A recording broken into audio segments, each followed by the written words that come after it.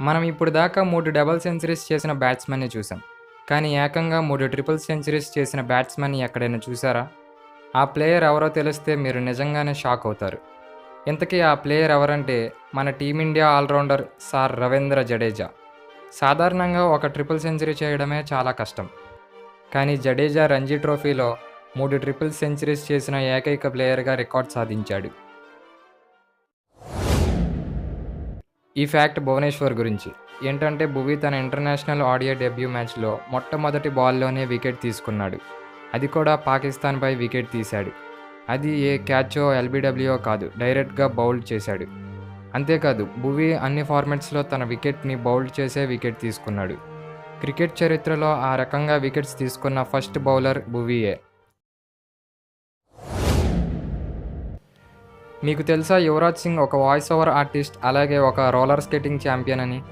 2008వ సంవత్సరంలో అతను జంబో అనే ఒక యానిమేషన్ మూవీలో రాజ్ కుమార్ విక్రమ్ అనే క్యారెక్టర్కి వాయిస్ ఓవర్ ఇచ్చాడు.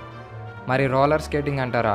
యువరాజ్ సింగ్ నేషనల్ అండర్-14 రోలర్ స్కేటింగ్ ఛాంపియన్షిప్ని విన్ అయ్యారు. కానీ వాళ్ళ నాన్నగారు యోగరాజ్ సింగ్ ఆ మెడల్ని విసిరేసి అతన్ని క్రికెట్పై ఫోకస్ చేయమన్నారు. నిజంగా ఆ రోజు వాళ్ళ నాన్నగారు ఆ మెడల్ని విసిరేయకపోయి ఉంటే యువరాజ్ సింగ్ క్రికెటర్ అవ్వలేకపోయేవాడేమో. ఈ ఫ్యాక్ట్ అశ్విన్ గురించి. అదేంటంటే అశ్విన్ చిన్నప్పటి నుంచి క్రికెట్లో ఒక బ్యాట్స్మెన్ అవ్వాలనుకున్నాడు. అలాగే చాలా టోర్నమెంట్స్లో తన ఓపెనర్ బ్యాట్స్మెన్గా ఆడేవాడు. అంతేకాదు మొదట్లో అశ్విన్ ఫాస్ట్ బౌలింగ్ వేసేవాడు. కానీ తన కోచెస్ సీకే విజయ్ మరియు చంద్ర తనని ఆఫ్ స్పిన్నర్ని చేశారు. నిజంగా ఆ కోచెస్ అశ్విన్ను ఆఫ్ స్పిన్నర్ని చేయకపోయి ఉంటే ఇప్పుడు అశ్విన్ని మనం ఫాస్ట్ బౌలర్గా చూసేవాళ్ళమేమో. కన్సిస్టెన్సీకి ఇంకో పేరు ఏదైనా ఉంది అంటే అది విరాట్ కోహ్లీనే.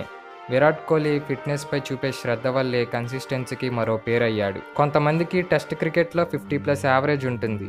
మరి కొంతమందికి వన్డే మ్యాచ్లో 50+ యావరేజ్ ఉంటుంది. కానీ అన్ని ఫార్మాట్స్లో 50+ యావరేజ్లో రాణిస్తున్న ఏకైక బ్యాట్స్మెన్ ఎవరంటే విరాట్ కోహ్లీ. తన ఇంటర్నేషనల్ ప్లేయింగ్ కెరీర్లో 50+ యావరేజ్తో 20,000 పైగా రన్స్ సాధించిన ఏకైక బ్యాట్స్మెన్గా నిలిచాడు. ఈ ఫ్యాక్ట్ కేఎల్ రాహుల్ గురించి. రాహుల్ తండ్రి లోకేష్ గారికి సునీల్ గవాస్కర్ అంటే ఇష్టం. సునీల్ గవాస్కర్కి పెద్ద డైహార్డ్ ఫ్యాన్ ఆయన. ఆ అభిమానంతో సునీల్ గవాస్కర్ కుమారుడి పేరుని తన కుమారుడికి కూడా పెట్టాలని రాహుల్ అని పెట్టారు. కానీ నిజానికి సునీల్ గవాస్కర్ కుమారుడి పేరు రాహుల్ కాదు, రోహన్ గవాస్కర్. సో ఇక ఏమీ చేయలేక రాహుల్ అని పేరునే ఉంచేశారు. లాస్ట్ ఫ్యాక్ట్కి వెళ్ళబోయే ముందు ఒక చిన్న విషయం. కొత్తగా ఎవరైనా ఈ ఛానల్ని ఇప్పుడే చూస్తే కింద ఉన్న రెడ్ కలర్ సబ్స్క్రైబ్ బటన్ని క్లిక్ చేసి దాని పక్కనే ఉన్న బెల్ ఐకాన్ని కొట్టి ఆల్లో పెట్టుకోండి. ప్రపంచంలోనే ఫాస్టెస్ట్ వికెట్ కీపర్ అనగానే మనకి గుర్తుకొచ్చే పేరు ఎంఎస్ ధోని. 2012లో ఆస్ట్రేలియాతో జరిగిన ఒక మ్యాచ్లో ధోని చేసిన ఒక స్టంపింగ్ ప్రపంచ క్రికెట్ చరిత్రలోనే ఫాస్టెస్ట్ స్టంపింగ్గా రికార్డ్ సాధించింది. సాధారణంగా మనం కనురెప్ప వేయడానికి 0.3 సెకండ్స్ పడుతుంది. కానీ ఆ మ్యాచ్లో ధోని కేవలం 0.09 సెకండ్స్లో స్టంప్ చేసి క్రికెట్ ఫ్యాన్స్ అందరినీ ఆశ్చర్యపరిచాడు. నిజంగానే వికెట్ కీపింగ్లో ధోని తర్వాతే ఎవరైనా. ఓకే, ఈ వీడియోకి ఇంతే ఫ్రెండ్స్.